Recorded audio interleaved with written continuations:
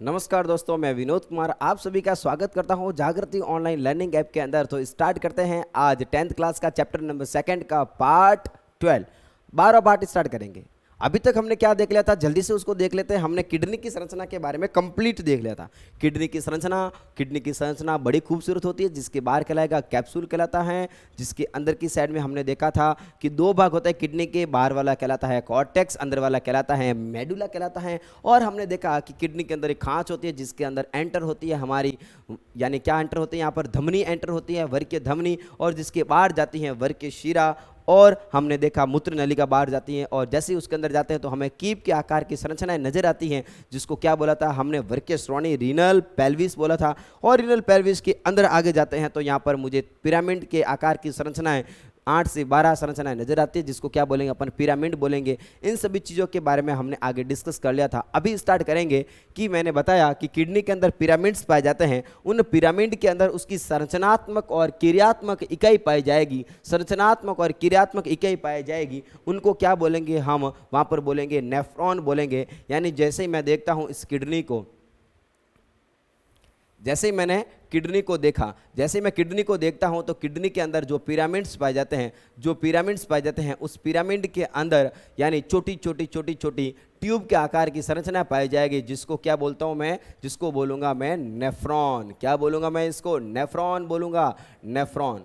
ठीक है, नेफ्रॉन, या फिर शुद्ध हिंदी वाले इसको क्या बोलते हैं, वृकाणु। क्या बोलेंगे इसको, वृकाणु बोलेंगे। ध्यान देना, साइंस के अंदर अपनी जो टर्मिनोलॉजी होती है, जो शब्दावली होती है, वो सबसे ज़्यादा अगर आप इंग्लिश की यूज़ करोगे तो आसान रहता है। इंग्लिश को पढ़ना आसान रहता है, समझना, याद करना उसको आसान रहेगा। हिंदी वाले सब थोड़े से हार्ड या फिर उसको याद करना कठिन होता है। तो मैं नेफ्रॉन की बात करूंगा, आज स्टार्ट करेंगे। नेफ्रॉन तो बात समझ में आ गई होगी, पूरी किडनी बनी किसकी होती है, नेफ्रॉन की बनी होती है। किडनी के अंदर काम कौन करेगा, तो किडनी के अंदर जो काम करने वाली संरचना होगी उसको क्या बोलेंगे हम, नेफ्रॉन बोलेंगे। तो चलिए स्टार्ट करते हैं नेफ्रॉन के बारे में। क्या होता है नेफ्रॉन, नेफ्रॉन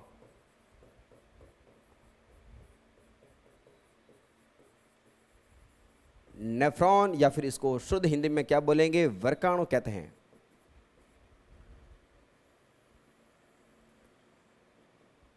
ठीक है, सबसे पहले इसके बारे में देख लेते हैं।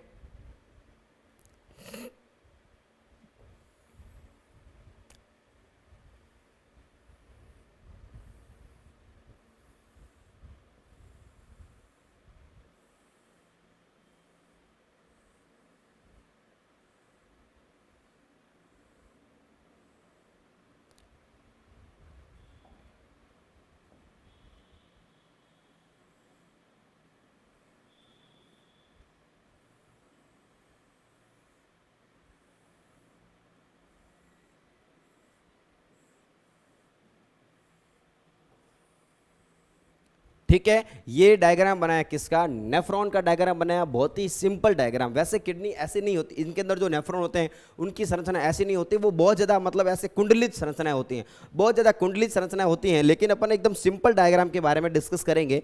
तो देखो क्या हुआ, ये जो आपको सबसे ऊपर की साइड में ऐसे कपनुमा संरचना दिखाई देती होगी। जो कपनुमा जो संरचना होती है, भाई साहब सुनना, जो कपनुमा जो संरचनाएं दिखाई देती है उसको बोलेंगे अपन, इसको बॉमन संपुट। क्या बोलेंगे अपन इसको, बॉमन संपुट बोलेंगे। ध्यान देना, सभी नाम को साथ साथ में याद करेंगे। जो अंदर की साइड में आपको कप के नुमा संरचनाएं दिखाई देगी, जिसको क्या बोलेंगे, देखो ये वाला जो अंदर वाला जो भाग होगा इसको बोलेंगे बॉमन संपुट, और ये जो पूरी कप नुमा संरचना होगी इसको बोलेंगे अपन यहां पर बॉमन संपुट। बॉमन संपुट, क्या बोला इसको, बॉमन संपुट, यानी क्या बोला, बॉमन्स कैप्सूल। क्या बोलेंगे इसको, बॉमन्स कैप्सूल बोलेंगे इसको। और देखो सुनो, इसके अंदर क्या होगा, खून की पाइप आती हैं।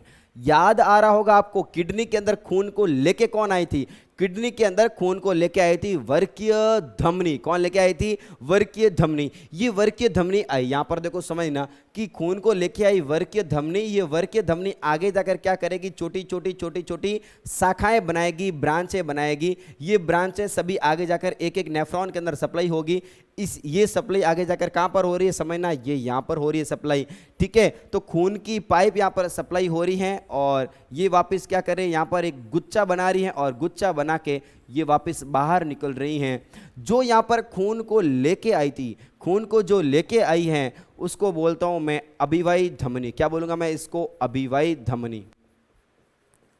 ये कौन सी होगी? मेरी अभिवाही धमनी होगी। यानी कौन सी होगी? मेरी अफरेंट आर्टेरियल्स होगी। कौन सी होगी भाई? यहाँ पर अफरेंट आर्टेरियल्स होगी। Afferent arterioles, afferent arterioles. और जो लेके गई उसको क्या बोलूंगा मैं यहाँ पर? अपवाही धमनी। क्या बोलूंगा मैं इसको? अपवाही धमनी बोलूंगा।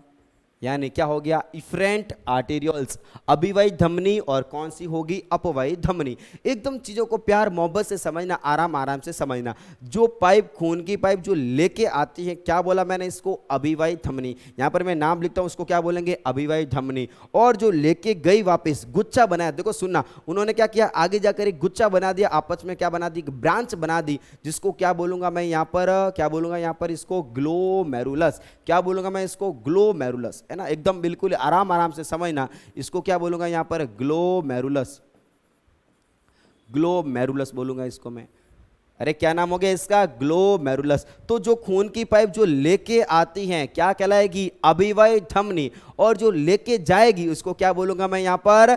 अपवाही धमनी, एफरेंट आर्टेरियल्स। एंड क्या बोलूंगा मैं इसको? इफरेंट आर्टेरियल्स। जो लेके आई, जो लेके गई, अभिवाही, और कौन सी होगी भाई? अपवाही धमनी। और उन्होंने क्या बना दिया? एक झुंड बना दिया, एक गुच्छा बना दिया। इस गुच्छे को मैं क्या बोलूंगा यहाँ पर? बहुत बढ़िया, क्या बोलूंगा मैं इसको?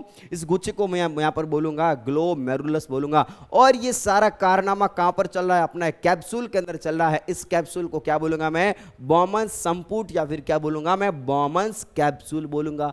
क्या बातें आपको समझ में आ रही है क्या? ये बॉमन्स संपुट, और बॉमन्स संपुट के अंदर ये जो आगे जाकर खुलती हैं, किसके अंदर? एक पाइप के अंदर, एक कुंडलित पाइप के अंदर, बहुत ज्यादा कुंडलित पाइप, एकदम समेटी हुई पाइप के अंदर, जिसको बोलेंगे हम पीसीटी। क्या बोलेंगे अपन इसको? पीसीटी। सर पीसीटी का फुल फॉर्म बता दो हमें, तो पीसीटी का फुल फॉर्म बता दो। तो बाबू पीसीटी का मतलब होता है प्रॉक्सिमल कॉन्वोल्यूटेड ट्यूब, यानी इसको बोलेंगे समीपस्थ कुंडलित नलिका। समीपस्थ कुंडलित नलिका, कुंडलित नलिका। सर क्या हार्ड हार्ड नाम बता रहे हो? नहीं बाबू, हार्ड नहीं है, बहुत ज़्यादा सिंपल है। बस एक बार समझ लेना चीज़ों को। क्या हुआ? यानी जो हमारा बॉमन्स कैप्सूल था, उस बॉमन्स कैप्सूल के अंदर लेके कौन आती है? बहुत बढ़िया, अभिवाही धमनी। लेके कौन गई? अपवाही धमनी। गुच्छा बनाया, नाम क्या हो गया इसका? ग्लोमेरुलस। और ये सारा काम कहां पर हो रहा है? हमारे कैप्सूल के अंदर, जिसका नाम क्या हो गया? बॉमन्स कैप्सूल, बॉमन संपुट हो गया। ये बॉमन संपुट आगे जाकर एक पाइप के अंदर खुला, एक नलकी के अंदर खुला, जिसको क्या बोलेंगे हम? पीसीटी। क्या बोलेंगे अपन इसको? पीसीटी बोलेंगे। पीसीटी कहने का मतलब क्या हो गया? समीपस्थ कुंडलित नलिका। क्या नाम हो गया इसका? समीपस्थ कुंडलित नलिका। Very very important. शॉर्ट के अंदर क्या बोलेंगे अपन इसको? पीसीटी, यानी समीपस्थ कुंडलित नलिका। ये समीपस्थ कुंडलित नलिका आगे जाकर एक ऐसे लूप के अंदर खुलेगी, हेयर पिन के समान। जो हमारी हेयर पिन होती है ना, ऐसी, है ना, वो लगाने वाली बालों में, भाभी जी के बालों में लगाने वाली इस टाइप की जो पिन आती है ना, ये वाले, ये क्या इस टाइप की संरचना के अंदर खुलेगी, जिसको क्या बोलेंगे हम? जिसको क्या बोलेंगे? हैंडले का लूप। क्या बोलेंगे हम इसको? हैंडले का लूप बोलेंगे। इस हैंडले के लूप के अंदर बाबू दो भुजाएं होगी। ये हो गया अपना हैंडले का लूप। देखो ये ऐसा है ना, बंगाल की खाड़ी के जैसा ये वाला, ये क्या कहलाएगा? हैंडले का लूप कहलाएगा। और हैंडले के लूप की दो भुजाएं होगी। ये वाली जो नीचे उतरती जो भुजा होगी, जिसको बोलेंगे हम अवरोही भुजा। क्या बोलेंगे बाबू इसको? अवरोही भुजा बोलेंगे। ठीक है। और ऊपर चढ़ती हुई क्या कहलाएगी? मेरी आरोही। क्या कहलाएगी? ये आरोही कहलाएगी, आरोही भुजा कहलाएगी। और आरोही कहने का मतलब क्या होगा? आरोही कहने का मतलब होगा असेंडिंग, और अवरोही कहने का मतलब क्या हो गया? डिसेंडिंग हो गया। तो यहाँ पर कौन सा होगा? डिसेंडिंग, और ये वाला कौन सा हो गया? असेंडिंग। अरे इसको पूरे को क्या बोलूंगा मैं? इस पूरे को क्या बोलूंगा मैं? हैंडले का लूप। क्या बोलूंगा मैं इसको? हैंडले का लूप बोलूंगा। अरे बात समझ में आ रही क्या? है ना, बहुत ही आसान चीजें हैं ये। एक पाइप के अंदर खुली, नली के अंदर खुली, इस नली का नाम क्या हो गया? पीसीटी। पीसीटी आगे जाकर एक बड़े से लूप के अंदर खुली, जिसका नाम क्या हो गया? जिसका नाम हो गया हैंडले का लूप। हैंडले के लूप की कितनी भुजाएं? दो भुजाएं। जो नीचे उतरती है भुजा का नाम क्या हो गया, अवरोही। जो ऊपर चढ़ती है उसका नाम क्या हो गया, उसका नाम हो गया आरोही। ये आरोही भुजा आगे जाकर खुलेगी इस वाले पाइप के अंदर, ये आगे जाकर खुलेगी इस वाले पाइप के अंदर, इसका नाम क्या हो गया, तो इसका नाम हो गया डीसीटी। क्या नाम हो गया इसका, डीसीटी। अरे सर क्या शॉर्ट के अंदर बातें कर रहे हो, अरे पूरा नाम तो बताओ। तो इसको बोलेंगे बाबू दूरस्थ कुंडलित नलिका। क्या बोलेंगे इसको, दूरस्थ कुंडलित नलिका। अरे सर ये दूरस्थ क्यों बोला, इसको तो बोला समीपस्थ पास वाली, इसको बोला दूरस्थ। ये किसके पास वाली होती है, तो सुनो ये हो गया हमारा बॉमन संपुट। बॉमन संपुट के जस्ट पास वाली क्या कहलाएगी, समीपस्थ कुंडलित नलिका। और बॉमन संपुट से जैसे जैसे बाबू दूरियां बढ़ती हैं, जैसे जैसे दूरियां बढ़ती हैं, तो उसका नाम भी क्या हो गया, दूरस्थ कुंडलित नलिका। दोनों की दोनों बहुत बहुत ज्यादा कुंडलित हैं, दोनों की दोनों बहुत ज्यादा हाईली कुंडलित हैं। यहां पर तो मैंने सिंपल बनाया, इसको क्या बोलेंगे, दूरस्थ कुंडलित नलिका। दूरस्थ कुंडलित नलिका यानी क्या हो गया, डिस्टल कॉन्वुलेटेड ट्यूब्यूल्स। क्या बोलेंगे अपन इसको, डिस्टल कॉन्वुलेटेड ट्यूब्यूल्स बोलेंगे। अरे बातें समझ में आ रही है क्या, है ना। हम किडनी के अंदर चल रहे हैं, हमने देखा किडनी, शरीर के अंदर किडनी, और किडनी के अंदर जाते हैं तो ध्यान देना छोटी छोटी बहुत ज्यादा संरचना पाई जाएगी। ये एक किडनी के अंदर समथिंग समथिंग पाई जाएगी, 10 लाख के आसपास ये संरचनाएं पाई जाती हैं, ठीक है। तो इनके अंदर इसको क्या बोलेंगे हम, डीसीटी बोलेंगे, यानी डिस्टल कॉन्वुलेटेड ट्यूब्यूल्स बोलेंगे। और ये आगे जाकर खुलेगी एक पाइप के अंदर, जिसको क्या बोलेंगे हम, संग्राहक नलिका। क्या बोलेंगे इस नलिका को, तो इसको बोलेंगे हम संग्राहक नलिका। संग्राहक नलिका बोलेंगे इसको, संग्राहक नलिका यानी क्या हो गया, कलेक्टिंग डक्ट बोलेंगे इसको, बोलेंगे कलेक्टिंग डक्ट बोलेंगे, सीडी कलेक्टिंग डक्ट बोलेंगे। और ध्यान देना, मजे की बात सुनना, जो भी कलेक्टिंग डक्ट होगी, इस कलेक्टिंग डक्ट के अंदर एक और नेफ्रॉन खुला, यहां पर एक और नेफ्रॉन खुला, एक और नेफ्रॉन खुला, एक और नेफ्रॉन खुला, एक और नेफ्रॉन खुला। तो कहने का मतलब एक ही होती है अपनी पाइप, सुनना, एक पाइप होगी और पाइप के अंदर नेफ्रॉन खुलते रहते हैं, इस साइड भी नेफ्रॉन खुलता है, इस साइड भी नेफ्रॉन खुलता है। सभी के लिए जो एक बीच वाली जो पाइप होगी, जिसको क्या बोलेंगे अपन, इसको क्या बोलेंगे, कलेक्टिंग डक्ट बोलेंगे, यानी क्या बोलेंगे, संग्राहक नलिका। एक संग्राहक नलिका के अंदर समथिंग समथिंग 250 नेफ्रॉन खुलते हैं। कितने नेफ्रॉन खुलेंगे, 250 नेफ्रॉन खुलते हैं। इसकी आगे की कहानी मैं आगे समझाता हूं, डायग्राम को बनाएंगे सभी।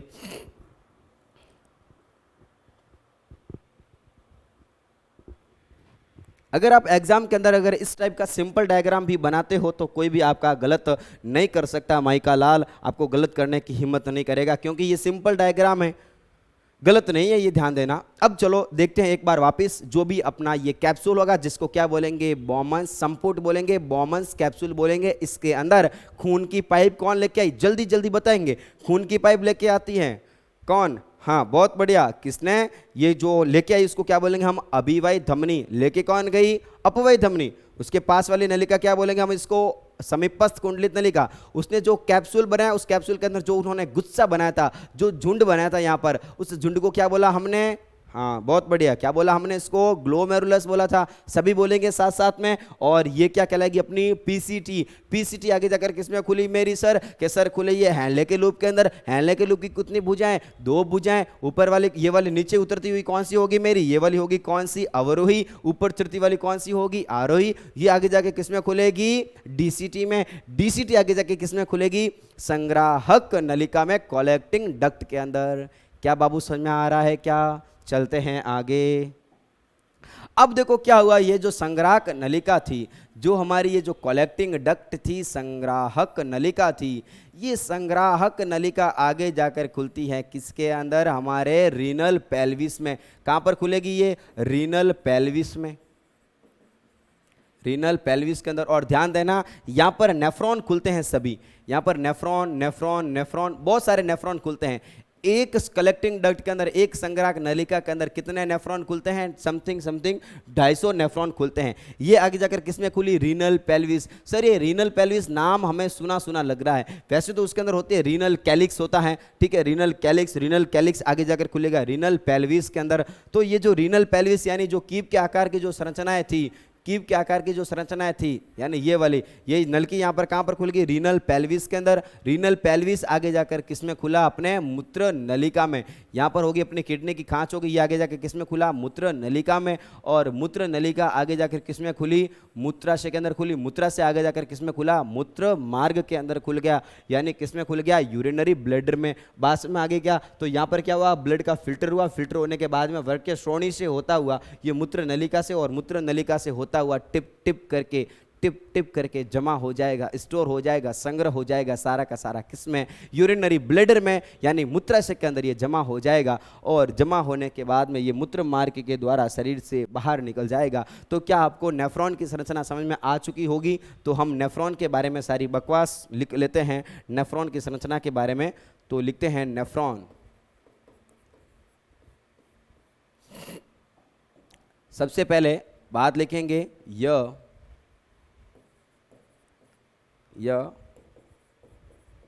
किडनी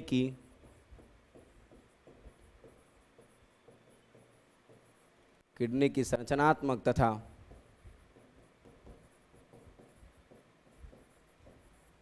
क्रियात्मक इकाई होती है।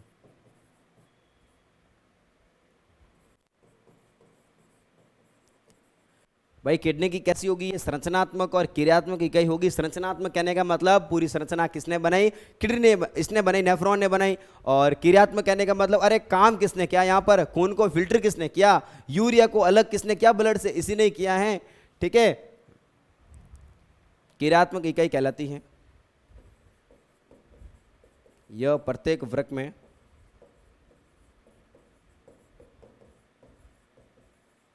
दस लाख पाई जाती है।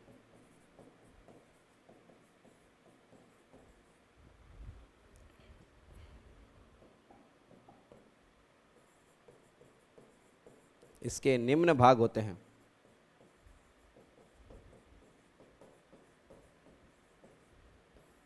सबसे पहला वाला कौन सा हो गया भाई, सबसे पहला वाला कौन सा हो गया, बॉमन संपुट। बॉमन संपुट यानी क्या हो गया, बॉमन कैप्सूल। इसके बारे में देखते हैं हम। बॉमन संपुट यह कपनुमा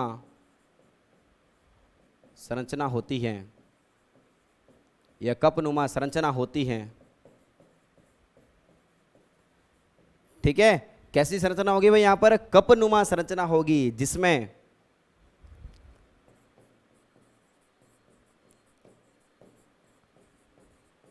रक्त लेकर अभिवयी तथा अपवायी धमनी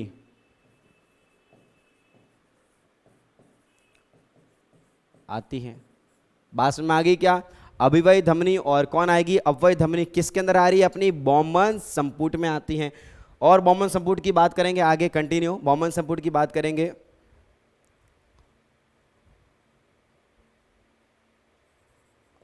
अभिवयी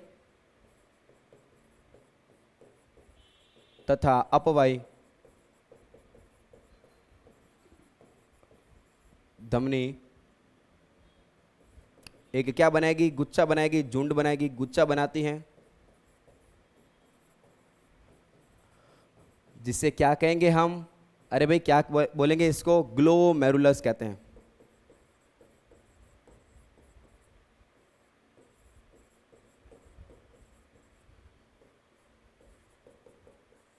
बॉमन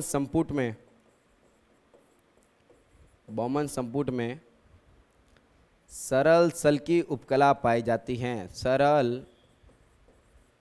सल की उपकला पाई जाती है। सर ये क्या चीज होगी, ये नया माजरा क्या हो गया, सरल सल की उपकला वाला। तो समझ लो बाबू, यहां पर सरल सल की उपकला क्या होगी, ये मैंने बनाया यहां पर बॉमन संपुट। क्या बनाया मैंने यहां पर, बॉमन संपुट बनाया। ये क्या होगी, पीसीटी। ये क्या हो गया, हैनले का लूप। और ये क्या होगी अपनी डीसीटी। बात में आ रही है क्या। अब जो भी अपना होगा, ये कौन सा वाला, बॉमन संपुट। उस बॉमन संपुट के अंदर दो दीवारें होती हैं, ये कहलाती हैं आंतरिक और ये कहलाती है अपनी बाहरी कहलाएगी। उसके अंदर बाबू क्या होगा, उसकी अंदर की साइड में जो ये सेल होगी, जो उसकी आंतरिक जो झिल्ली होगी, उसके अंदर जो कोशिकाएं होगी वो इस प्रकार की होगी, जिसको बोलेंगे हम सरल सल की उपकला। क्या बोलेंगे अपन इसको? सरल सल की उपकला। सरल सल की उपकला का मतलब बाबू क्या होता है कि ऐसी उपकला, जब अपन उपकला के बारे में पढ़ते हैं, आपने क्लास 9th के बारे में पढ़ा होगा, जब हम उपकला के बारे में पढ़ते हैं तो एक उपकला का प्रकार है जिसका नाम है सरल सल की उपकला। इसके अंदर क्या होता है, तो इसके अंदर छोटे छोटे पोर पाए जाते हैं, छोटे छोटे छिद्र पाए जाते हैं। उन छिद्रों के माध्यम से क्या होगा, यहाँ पर खून का क्या होगा, फिल्ट्रेशन होगा, खून का यहाँ पर चानना होगा। तो ऐसी उपकला को क्या बोलेंगे हम? सरल सल की उपकला। सरल सल की उपकला कहने का मतलब क्या होगा कि जो घर के अंदर होती है, जो दूध या चाय को छानने के लिए जो छलनी होती है, उसी प्रकार की उपकला को क्या बोलेंगे हम आज के बाद में? सरल सल की उपकला। क्या बोलेंगे हम इसको? सरल सल की उपकला, जिसका काम होगा छानना या फिर काम होगा इसका विसरण करना। तो विसरण करने वाली उपकला तो कहां पर होगी? हमारी किडनी, हमारे कहां पर होगी? फेफड़ों के अंदर, कुपिका के अंदर होगी। और किडनी के अंदर जो उपकला होगी वो कौन सी होगी? हमारी सरल सल की उपकला। बात को समझना, सरल सल की उपकला कहने का मतलब कैसी होगी भाई? अपनी वो चलनी के जैसी होगी। चलनी कहने का मतलब छानने के लिए, और छानने के लिए जो सेल होगी, जो कोशिकाएं होगी, वो कैसी होगी? जिनके अंदर छोटे छोटे क्या होंगे? पोर होंगे, छोटे छोटे छिद्र होंगे। बात में आ रही है क्या? तो जो हमारी होती है बॉमन संपुट, उस बॉमन संपुट के अंदर कौन सी उपकला पाई जाती है? तो पाई जाती है कौन सी? सरल सल की उपकला। और ध्यान देना, जो खून की पाइप पाई जाती है, जो ब्लड वेसल्स होती हैं, साथ साथ में ये भी समझ लो, जो ब्लड वेसल्स होती है बाबू, ब्लड वेसल्स, खून की पाइप, चाहे वो सीरा हो या फिर क्या हो, अपनी धमनी हो, सीरा या धमनी के अंदर, आर्टरी और वेन की दीवारों के अंदर एक उपकला पाई जाती है। वो भी कौन सी पाई जाती है? यहाँ पर सरल सल की उपकला। कौन सी पाई जाती है? सरल सल की उपकला पाई जाती है। किसके अंदर? चाहे वो किडनी का, किडनी के अंदर बॉमन संपुट की जो दीवार हो उसके अंदर, या फिर कहां पर हो? मेरी कुपिका के अंदर, या फिर कहां पर हो? खून की पाइप के अंदर, ब्लड की वेसल्स के अंदर। अरे तभी तो यहां पर क्या होगा? O2 और CO2 का यहाँ पर क्या होगा? आदान प्रदान होगा। तो किसी को छानना है या विसरण कराना है, गैसों का आवागमन कराना है, तो बाबू वहां पर जो उपकला पाई जाती है वो कौन सी पाई जाती है? मेरी सरल सल की उपकला। कौन सी पाई जाती है? सरल सल की उपकला। यानी क्या हो गया? सिंपल स्क्वैमस एपिथेलियम यहाँ पर पाया जाता है। बात समझ में आ गई क्या? तो बॉमन संपुट के अंदर कौन सी उपकला पाई जाती है? तो बॉमन संपुट के अंदर उपकला पाई जाती है सरल सल की उपकला, सिंपल स्क्वैमस एपिथेलियम पाया जाता है। बॉमन संपुट के बाद ये आगे जाकर खुलेगा किसके अंदर? मेरे पीसीटी में खुलेगा। किस में खुलेगा? ये मेरे पीसीटी में खुलेगा। आगे अगली वाली संरचना कौन सी होगी? अपनी पीसीटी, जिसको क्या बोलेंगे हम?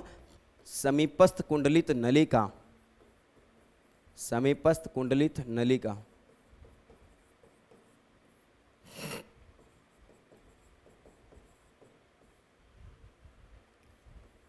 अब सुनना, जो भी हमारी पीसीटी होगी, यह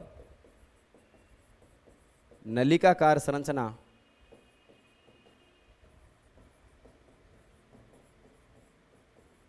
होती हैं। इसमें सरल घनाकार उपकला पाई जाती हैं। Very very important. कौन सी उपकला पाई जाती है इसमें? सरल घनाकार उपकला पाई जाती हैं। ठीक है, ये सरल घनाकार उपकला, इसका क्या मतलब हो गया? सरल घनाकार उपकला, तो मैं आपको बता देता हूं, जो भी हमारी उपकला होगी, उपकला कहने का मतलब टिश्यू पाया जाता है। ये टिश्यू उपकला उत्तक, उपकला टिश्यू यानी एपिथेलियम टिश्यू पाया जाता है। ये 4 प्रकार का पाया जाता है। कौन कौन सा? एक तो पाया जाता है कौन सा? हमारा सरल सल की उपकला। कौन सा पाया जाता है? सरल सल की उपकला। अभी बताया आपको, सरल सल की उपकला। ठीक है, एक पाया जाता है कौन सा वाला? सरल घनाकार उपकला। सरल घनाकार उपकला। एक पाया जाता है कौन सा वाला? सरल स्तंभाकार उपकला। वो पाया जाता है अपना स्थिर उपकला। ठीक है, तो सरल सल की उपकला कहने का मतलब क्या होगा? इनकी जो कोशिकाएं होगी बाबू सुनना, इनकी जो कोशिका होगी वो कैसी होगी, सल के आकार की होगी, जिनके अंदर क्या होगा, गैसों का आदान प्रदान होगा। सरल घनाकार कहने का मतलब क्या होगा, इनकी जो कोशिका होगी वो कैसी होगी, घन के आकार की होगी। और सरल स्तंभाकार यानी उसकी उपकला कैसी होती है, इस टाइप की लंबी लंबी होगी। बात समझ में आ रही क्या? तो देखो जो घनाकार जो उपकला होगी वो कहां पर पाई जाएगी, पीसीटी के अंदर, और कहां पर पाई जाएगी, डीसीटी के अंदर पाई जाएगी। और इसका काम देखो, इसका काम क्या हो गया, इसका काम हो गया फिल्टर करना, छानना, विसरण करना। इसका काम क्या हो गया, अवशोषण करना। और इसका काम भी क्या हो गया, अवशोषण करना और स्त्रवण करना यानी सिक्रेशन करना। ये पाई जाएगी हमारी आंतों की दीवारों के अंदर। कहां पर पाई जाएगी, हमारी आंतों की दीवारों के अंदर। और ये पाया जाएगा अपना कहां पर, यहां पर पाया जाएगा। ये होगी हमारी पीसीटी। पीसीटी आगे जाकर खुलती है किसके अंदर, डीसीटी के अंदर। तो ध्यान देना, डीसीटी के अंदर और पीसीटी के अंदर जो इनकी दीवारों के अंदर जो उपकला पाई जाती हैं वो कौन सी उपकला पाई जाती हैं, ध्यान देना बाबू, याद रखेंगे सभी। उपकला कौन सी पाई जाती है, सरल घनाकार उपकला। कौन सी पाई जाती है, सरल घनाकार उपकला। Simple cuboidal epithelium. कौन सी उपकला पाई जाती है, सिंपल कुबॉइडल एपिथेलियम यहां पर मौजूद होगी। तो ये वाली कौन सी होगी भाई, यहां पर सिंपल घनाकार उपकला यानी सिंपल कुबॉइडल एपिथेलियम यहां पर प्रेजेंट होगी। अब देखो समझना चीजों को कि जो सरल घनाकार उपकला होती है वो करती क्या है, अवशोषण करती है। क्या करती है, अवशोषण करेगी। तो जो हमारी नेफ्रॉन होगी उस नेफ्रॉन के अंदर कहीं ना कहीं हमें क्या करना पड़ेगा, यहां पर अवशोषण करना पड़ेगा। आगे जाकर देखेंगे जब हम मूत्र निर्माण की प्रक्रिया को समझेंगे, यूरिन फॉर्मेशन की प्रोसेस को जब समझेंगे, तो उनके अंदर क्या करना पड़ेगा, अवशोषण करना पड़ेगा। तो ध्यान देना, अवशोषण करने के लिए जो उपकला बनती है वो कौन सी बनती है, अपनी सरल घनाकार उपकला। तो यहां पर क्या होगा, इसमें क्या होगा, पीसीटी में क्या होगा, पीसीटी में क्या होता है बाबू, सर्वाधिक अवशोषण होगा। क्या होगा, सर्वाधिक अवशोषण होगा।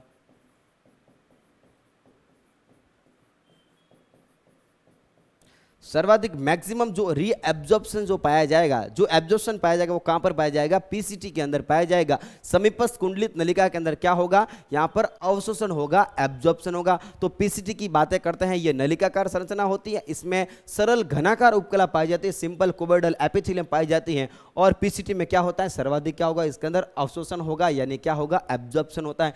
ये आगे जाकर किसमें खुलेगी, हैनले के लूप के अंदर। तो लिखते हैं हैनले के लूप के बारे में।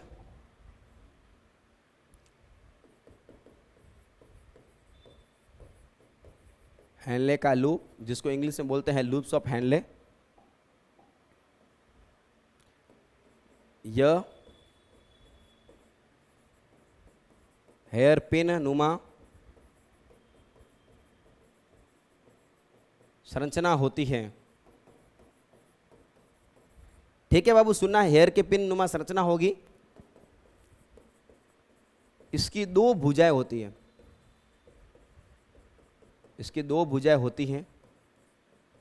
कौन कौन सी वाली होगी, देखो ये वाली कौन सी होगी भाई अपनी, ये होगी अपना हैनले का लूप, ये और ये वाली कौन सी होगी अपनी, अवरोही। और ये वाली कौन सी हो गई, आरोही। बात में आ गई क्या, दो भुजाएं होती कौन सी वाली, अवरोही, और कौन सी होगी, आरोही। यानी कौन सी होगी, असेंडिंग, और कौन सी होगी अपनी, डिसेंडिंग। बात में आ गई क्या, ठीक है। अब इसमें होता क्या है बाबू, ये सुन लो, इसमें होता क्या है, इसमें क्या होगा आगे जाकर जब समझेंगे। इसमें क्या होगा, जल तथा आयनों का क्या होगा, इसके अंदर जल तथा आयनों का अवशोषण होता है।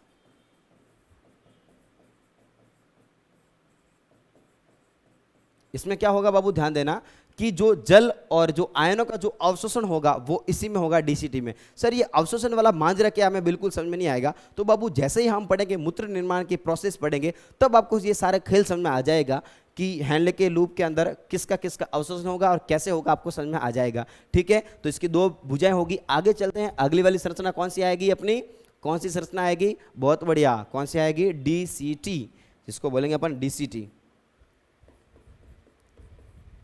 डीसीटी, डिस्टल कॉन्वोल्यूटेड ट्यूब, या फिर इसको क्या बोलेंगे हम, दूरस्थ कुंडलित नलिका,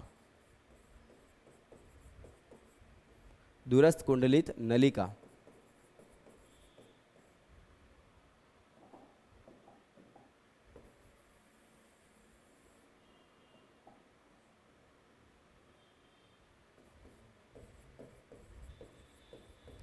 हैनले का लूप, आगे जाकर डीसीटी में खुलता है। किस में खुलेगा? डीसीटी में खुलता है। ठीक है भाई, ये किस में खुल गया? आगे जाकर डीसीटी में खुल गया। इसमें कौन सी उपकला पाई जाती है? तो इसमें सरल घनाकार उपकला पाई जाती है। सरल घनाकार उपकला पाई जाती है। ठीक है भाई, इसमें कौन सी उपकला पाई जाती है? सरल घनाकार उपकला पाई जाती है। और इसमें होता क्या है? तो इसमें आयनों तथा जल का इसके अंदर क्या होगा? अवशोषण होगा। आयनों तथा जल का पुनः अवशोषण होता है।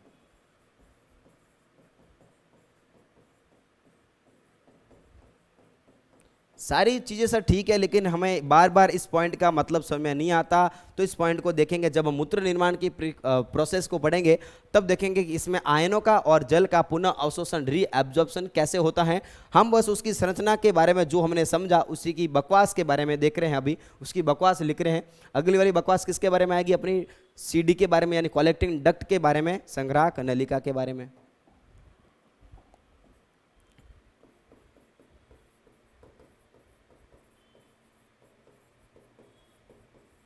संग्राहक नलिका,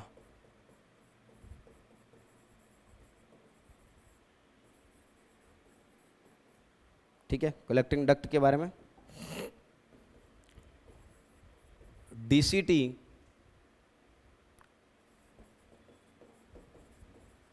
संग्राहक नलिका में खुलती हैं। नलिका में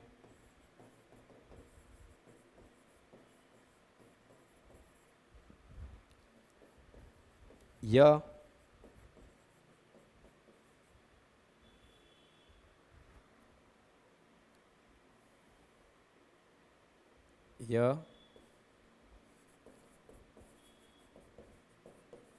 चनित अपशिष्ट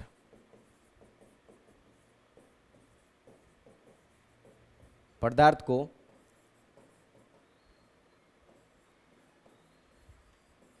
वृक्कीय श्रोणी में भेजती है।